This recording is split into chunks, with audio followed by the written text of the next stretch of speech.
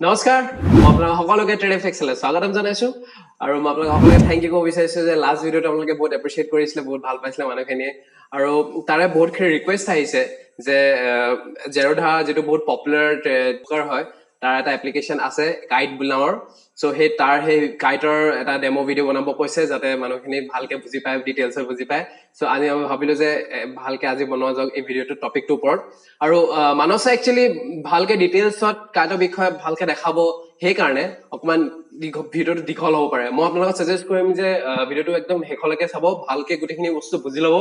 তেতিয়া আপোনালোকৰ কাৰণে বহুত সুবিধা হ'ব চ' ঠিক আছে আমি দেৰি নকৰোঁ যাওঁ ভিডিঅ'টোলৈ বলক আজিৰ দিনৰ আমি কথা পাতোঁ জেৰোধা ষ্টক ব্ৰকাৰৰ কথা জেৰোধা এটা অত্যন্ত পপুলাৰ ষ্টক ব্ৰকাৰ হয় আপোনালোকে নিশ্চয় জেৰোধাৰ নাম শুনিছে জেৰোধাৰ একাউণ্ট অপেনিং কৰাৰ পিছত আপোনালোকে কাইট এপ্লিকেশ্যনটো ডাউনলোড কৰি ল'ব প্লে ষ্ট'ৰৰ পৰা আৰু কাইটত ক্লিক কৰি কাইট এপ্লিকেশ্যনটো খুলিব আৰু আপোনালোকে এইটো ইণ্টাৰফেচত আহিব আপোনালোকে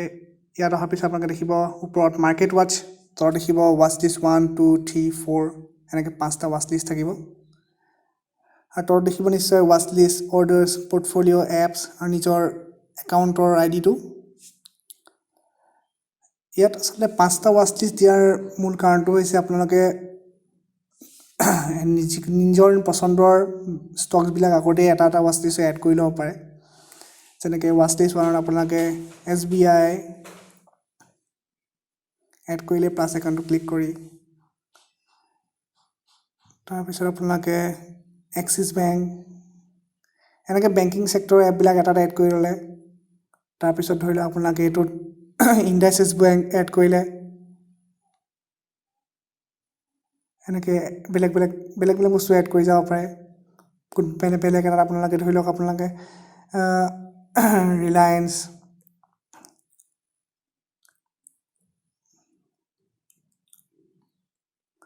L&T ফাইনেন্স এনেকৈ বেলেগ ধৰণৰ এড কৰিব পাৰে আৰু এনেকৈ ৱাটচ লিষ্টৰ নামটো চেঞ্জ কৰিবলৈ হ'লে আপোনালোকে কোনোবা এটা যিকোনো ষ্টকৰ হোল্ড কৰি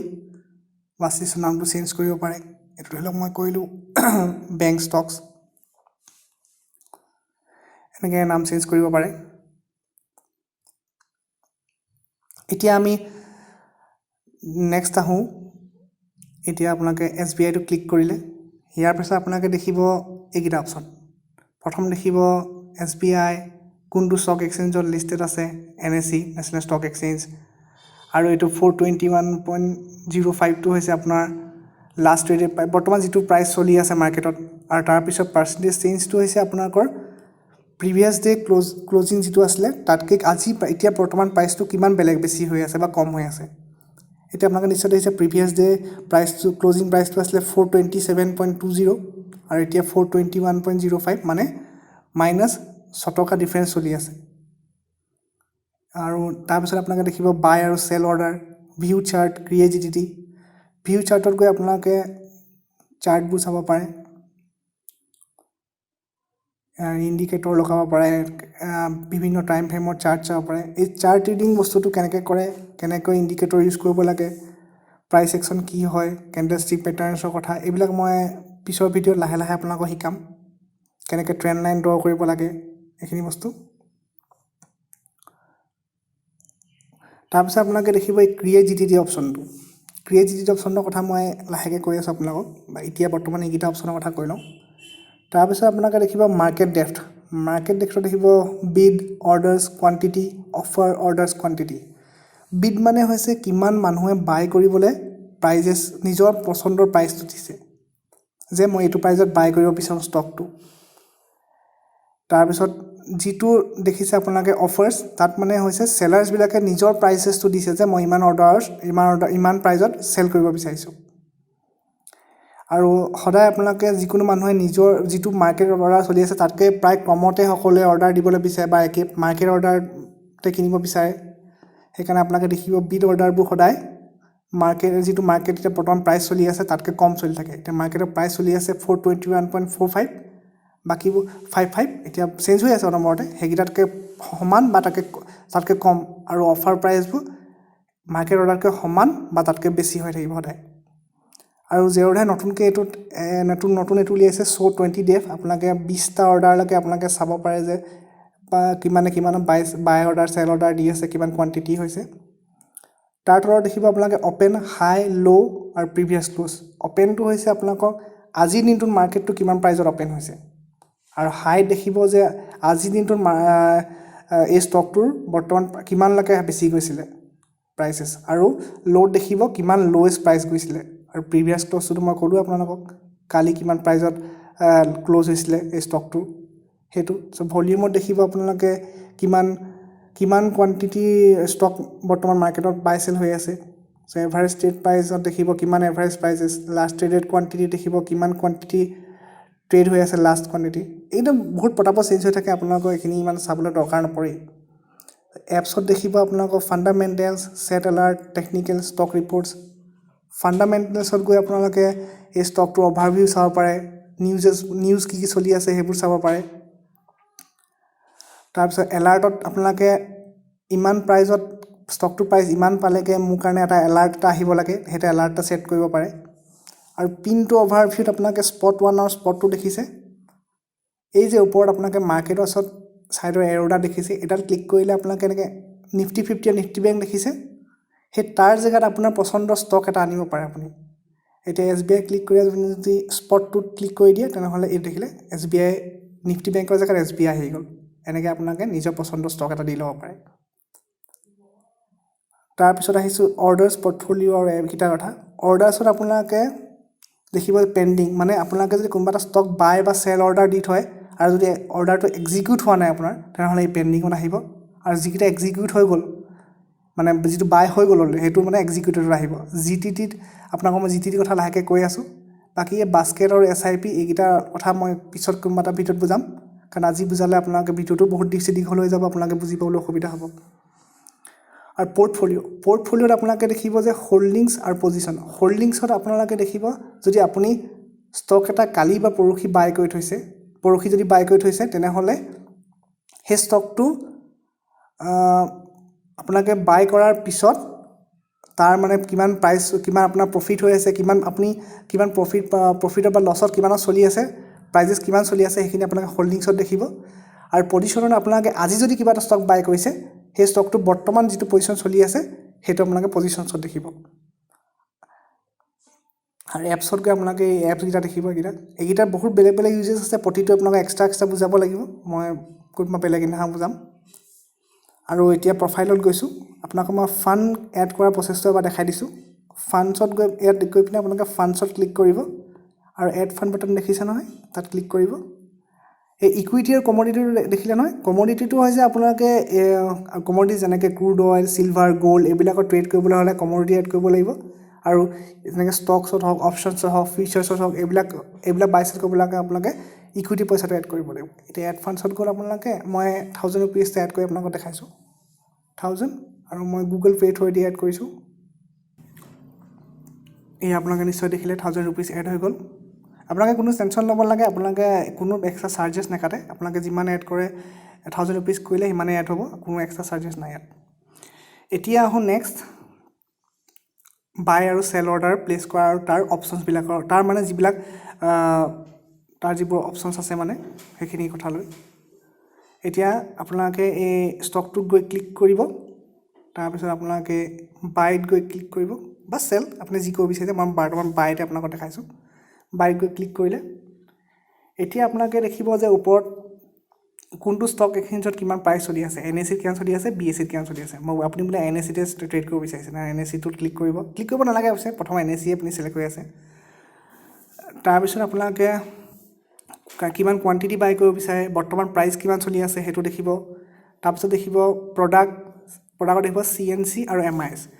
এতিয়া আপোনালোকক মই বুজাই দিছোঁ এটাকৈ CNC মানে হৈছে কেছ এণ্ড কেৰি আপোনালোকে যদি ষ্টকটো আজি কিনি আপুনি এমাহ হওক এসপ্তাহ হওক 10 দিন হওক এবছৰ হওক যিমান দিনৰ কাৰণে হোল্ড মানে লং টাৰ্ম ইনভেষ্টমেণ্ট বা শ্বৰ্ট টাৰ্ম ইনভেষ্টমেণ্ট কৰিব বিচাৰে তেনেহ'লে আপুনি CNC ক্লিক কৰিব লাগে CNC আৰু MIS নেক্সট আহোঁ MISৰ কথা MIS মানে হৈছে মাৰ্জিন ইণ্টাৰডে স্কুৱেৰ অফ মানে আপুনি যদি ষ্টকটো আজিয়ে কিনি আজিয়ে চেল কৰিব বিচাৰিছে তেনেহ'লে আপুনি MIS চিলেক্ট কৰিব লাগিব নেক্সট আহিছোঁ আমি অৰ্ডাৰ টাইপখিনি কথা অৰ্ডাৰ টাইপত দেখিব আপুনি market limit stop loss limit আৰু stop loss market market order মানে হৈছে বৰ্তমান মাৰ্কেটত যিটো প্ৰাইচ চলি আছে সেইটো প্ৰাইচতে আপোনাৰ ষ্টকটো বাই হ'ব এতিয়া আপোনাৰ চলি আছে 422.15 আপুনি যদি মাৰ্কেট অৰ্ডাৰ ক্লিক কৰি বাই টু স্ৱাইপটো বাই কৰি দিয়ে তেনেহ'লে আপোনাৰ সিমান প্ৰাইচতে বাই হৈ যাব নেক্সট আহোঁ লিমিট অৰ্ডাৰলৈ লিমিট অৰ্ডাৰ মানে হৈছে আপুনি নিজৰ মন পচন্দৰ প্ৰাইচ ছেট কৰিব পাৰে এতিয়া 422.30 চলি আছে আপুনি ভাবিলে বোলে মই 415 হ'লে বাই কৰিম ফলে 415 প্ৰাইচ ছেলেক্ট কৰি ল'ব পাৰে তো আপুনি যদি 415 কৰে আপুনি যদি স্ৱাইপটো বাই কৰি দিয়ে আপোনাৰ অৰ্ডাৰটো তেতিয়া পেণ্ডিং হৈ থাকিব আৰু যেতিয়াই 415 হিট কৰিব আপোনাৰ প্ৰাইচটো অৰ্ডাৰটো আপোনাৰ এক্সিকিউট হৈ যাব এতিয়া আহিছোঁ আমি ষ্টপ লছ লিমিট আৰু ষ্টপ লছ মাৰ্কেটৰ কথা আপোনালোকে অলপ মন দি শুনিব ষ্টপ লছ লিমিটৰ কাৰণ ষ্টপ লছটো অলপমান কনচেপ্টটো অলপ কনফিউজিং হয় মই আগতে ৰেকৰ্ড কৰিছিলোঁ কিন্তু আকৌ মই মাৰ্কেট ক্লোজ হোৱাৰ পিছত আকৌ এবাৰ ৰেকৰ্ড কৰিছোঁ কাৰণ মোৰ নিজৰে লাগিলে মানে আপোনালোকে চাগে এইটো বুজি নাপাব এনেকৈ ক'লে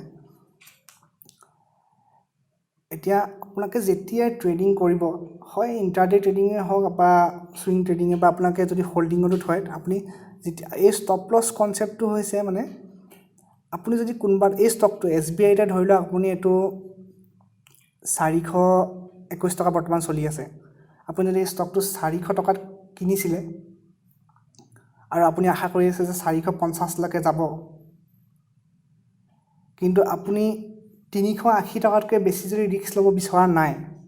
তেনেহ'লে আপুনি এটা ষ্টপ লছ লগাব থ'ব পাৰে এটা ষ্টপ লছটো কেনেকৈ লগাব এতিয়া 421 চলি আছে আপুনি কিনিছিলে 400ত তেনেহ'লে আপুনি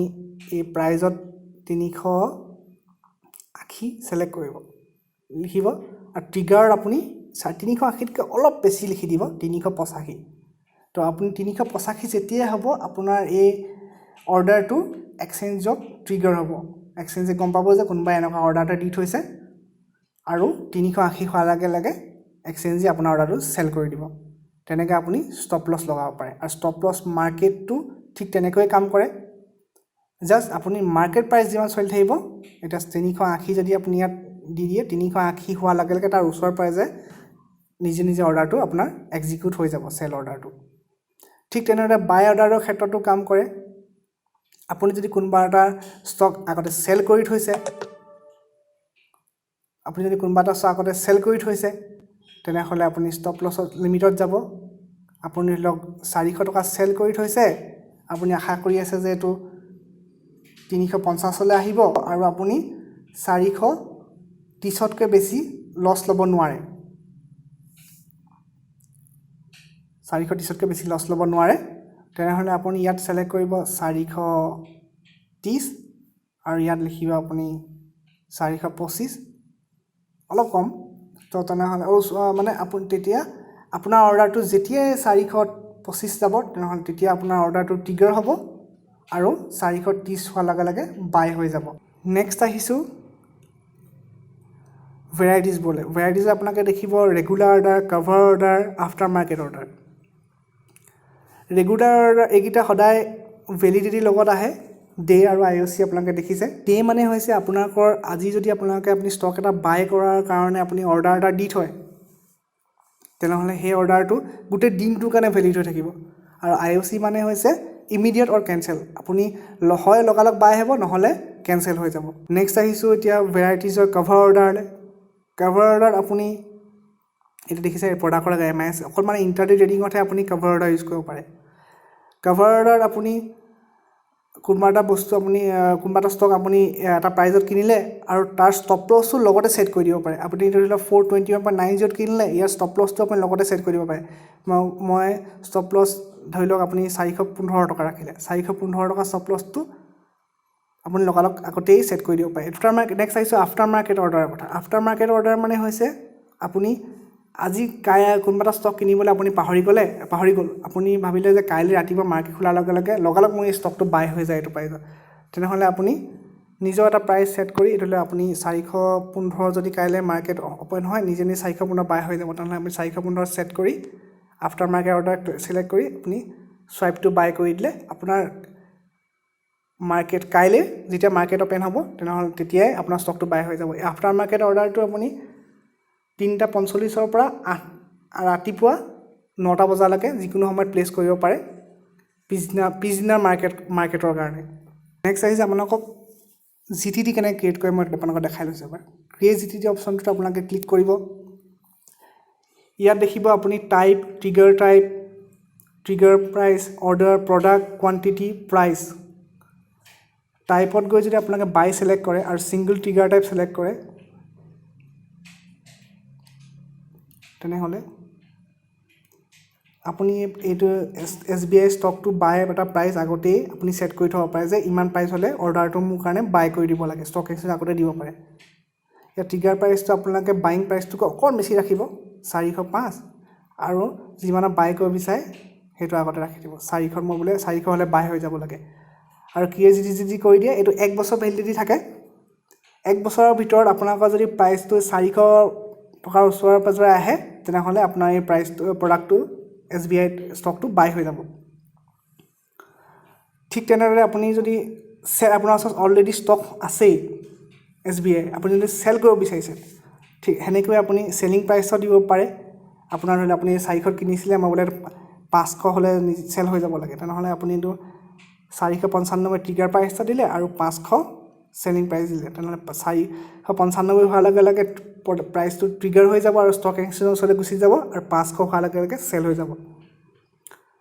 সেলিঙত আৰু এটা অপশ্যন আনলক হৈ যায় ট্ৰিগাৰ টাইপ আনলক হৈ যায় OC ওৱান কেনচেলছ দি আদাৰ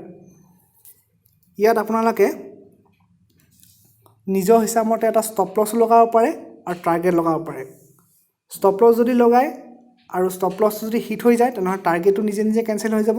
আৰু টাৰ্গেট যদি লগায় টাৰ্গেটটো হিট হৈ যায় তেনেহ'লে ষ্টপ লছটো নিজে নিজে কেনচেল হৈ যাব আপোনালোকে নিজে বুজিলে ষ্টপ লছ আৰু টাৰ্গেটটো কি হয় তেনেকৈ আপুনি জিটিডি ক্ৰিয়েট কৰিব পাৰে মই আশা কৰোঁ যে আপোনালোকে কেনেকৈ কোনটো অপশ্যনে কি কাম কৰে কি নকৰে সেইখিনি বুজিবলৈ সক্ষম হ'ল মই আজি আপোনালোকক বাই আৰু সেল কৰি নাই দেখুৱা কাৰণ মই আপষ্টক্সৰ লাষ্ট ভিডিঅ'টো আপোনালোকক এটা ষ্টক বাই সেল কৰি দেখাইছিলোঁ সেইখিনি আপোনালোকে নিশ্চয় পাৰিব আজি আপোনালোকক মই একেবাৰে ইণ্টাৰনেট ট্ৰেডিঙত দৰকাৰ হোৱা এই stop loss order stop loss limit market order limit order এইকেইটা ভালকৈ বুজাবলৈ চেষ্টা কৰিলোঁ আপোনালোকে আশা কৰিছোঁ যে নিশ্চয় বুজিলে আপোনালোকে যদি ভিডিঅ'টো চাই কিছু জ্ঞান লাভ কৰিলে তেনেহ'লে আপোনালোকে ভিডিঅ'টো লাইক কৰিব শ্বেয়াৰ কৰিব আৰু ছাবস্ক্ৰাইব কৰিব নাপাহৰিব ধন্যবাদ